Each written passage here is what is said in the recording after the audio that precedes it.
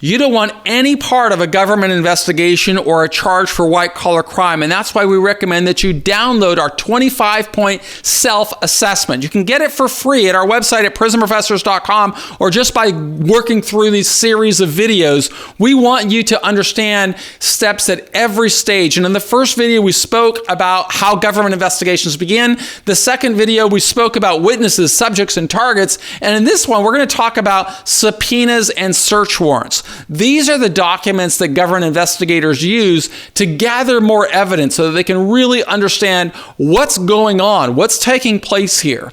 So once they learn about some type of behavior that arouses their suspicions, they're going to try and gather as much evidence as they possibly can. And one of the powerful tools that they use is the subpoena.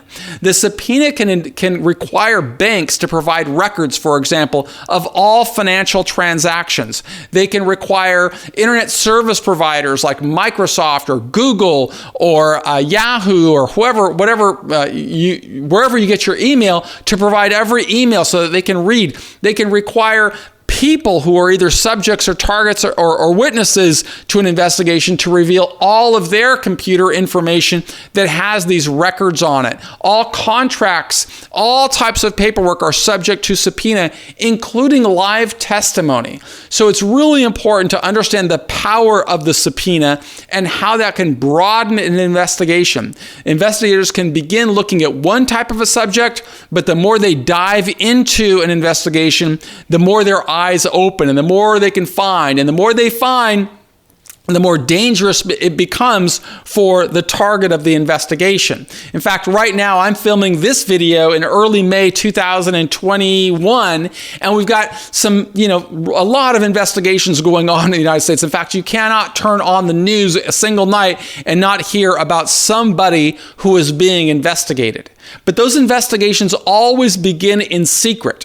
That means the investigators learn something. I shouldn't say always. They generally begin in secret. There are many more investigations going on behind the scenes that people don't know about. But as the investigators gather more evidence, they broaden their scope. In fact, recently we saw Giuliani, the former U.S. attorney from the Southern District of New York.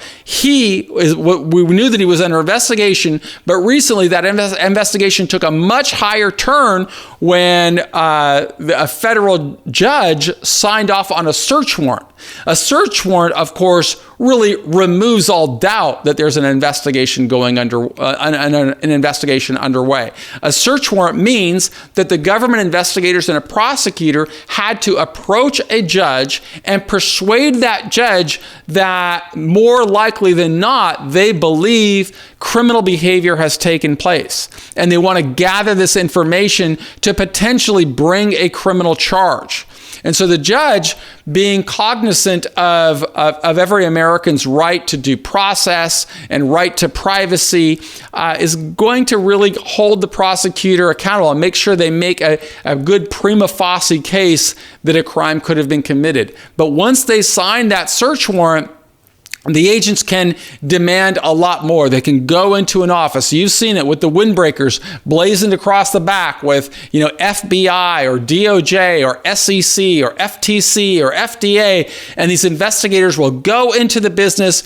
They will work through all files. They'll look at everything. And it's really important for an individual to understand how these investigations take place so they can make more informed decisions about how to manage their business and manage their affairs. If a person doesn't have a plan and they don't know what to do, the person is really vulnerable to making some bad decisions, and those bad decisions can bring a lot more problems. That's why we've created this 25-point self-assessment, which we encourage you to download.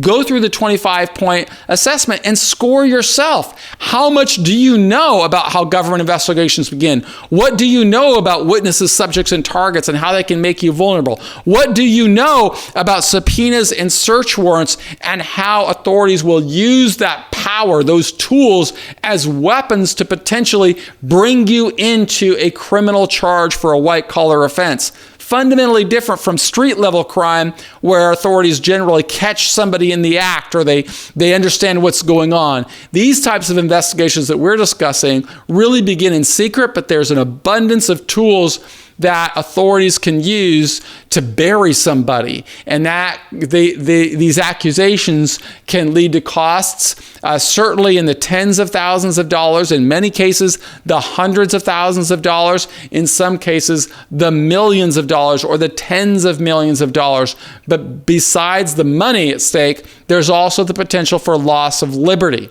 And it's for that reason that our team at both prisonprofessors.com and compliancemitigation.com, we produce a lot of content because we want to slow down the pathway of mass incarceration. And we believe the way that we do that is we make people more aware of what's going on, make them self-aware. Too many people just abdicate their own responsibility to learn how the law could be used against them. We want to help people change that. I am Michael Santos on behalf of our entire team of the Earning Freedom Companies. We encourage you, download our free content. The 25-point self-assessment is going to be a great tool. You can measure yourself at 1 to 4 points, and we take all those 25 points. A perfect score is a 100. If you don't have at least a 90, that means it's time to learn a little bit more, and you can learn a lot more by visiting our team and scheduling a free consultation. But right now, we just want you to invest in yourself. Learn what you can. Download a copy today. If you're on YouTube, make sure that you subscribe to us. Same on Facebook. We encourage you to like us. Thank you very much.